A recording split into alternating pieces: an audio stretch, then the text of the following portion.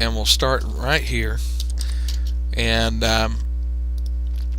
you can tell that this point is where we are now on the development. Now you can tell it drops down 1 in elevation, so it'll drop down 1 here as well. Okay, and then from the underside here, it goes in all the way to the second hidden line here. Okay, so we'll go to the second line, and from there it goes to the bottom of the object. Okay, and then angles back to this first hidden line. Okay, so it goes down to here. From there it goes across to this outside hidden line here, and then it goes up 1 in elevation to the other hidden line. Okay, and then it goes back out to the edge just like it does here. Okay, so it goes to this corner. Alright, and then from that corner it goes up back to this elevation, okay, which is 1, 2, 3, 4, 5 from the bottom. 1, 2, 3, 4, 5 from the bottom, and ties back in. Okay, now this shape, okay, is the shape I was referring to. Okay, and like I said, it's badly skewed, but it has the same general shape. If you were to kind of mirror this over and rotate it a little bit, you could probably see it a little better. Okay, so from there you can tell that this point here is directly under this line, and it's a ridge that runs around the object. Okay, and so from here you'd have a line that goes across all the way to the end. Okay, now we need to take into account the same the dovetail that's in the back of the object. Okay, so we'll just snap onto these points here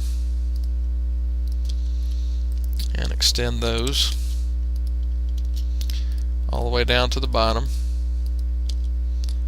Okay, and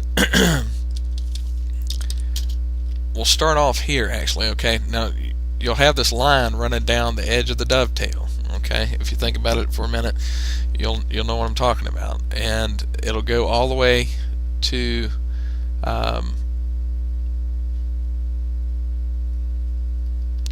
right here. Okay, because this hidden line represents that point. Okay, and we're on the bottom of the object still, so it'll go to this point. Okay, and then it'll go up 1 in elevation, and it'll go to the next hidden line, which is right here. Okay, so that's where that that dovetail looks like on the outside. Also, you can go ahead and connect this line here. Okay, that line corresponds with this point and goes up to that elevation there. Now that's pretty much what the outside of the object looks like. Okay, and if we go back to our 3D model, let's have a look, and we'll rotate it to the same view we have here. Okay, and you can see that they look very similar. They're just rotated a little bit. Okay, now what we don't have are the hidden lines that we need to account for. So let me turn my construction layer back on.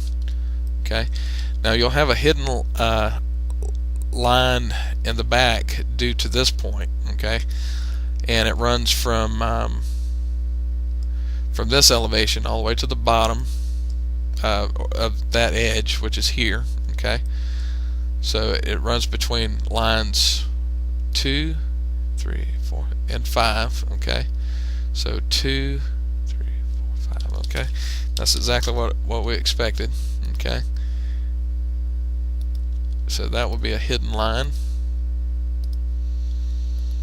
Okay, and then you also have that the other kind of zag in of the dovetail that we need to account for, and so the bottom corresponds with this line. So let's follow that down all the way to the bottom of the object. okay, and then it goes up one in elevation, which we see here, and it goes to the other hidden line, which is this line. Okay, so it goes up to right there, and that is also a hidden line. Now the same ridge that you see here is on the other side of the object, so that would actually create a hidden line going from this point to this point. And the only reason you only see it at that point is because on the rest of the object it's obscured by the visible lines. Remember, visible lines take precedence over hidden. So let me put that on the hidden line layer. Okay, and let's take a look, and we'll turn off the construction layer. Alright, and now all we need to do is to account for the hole. Okay, and we'll turn the construction lines back on again, and let me type in L, enter, and then TAN, enter. Okay, and I'll snap to the tangent of the hole, and then PER for perpendicular. And let me do that same thing again on the other side. Okay, and PER, and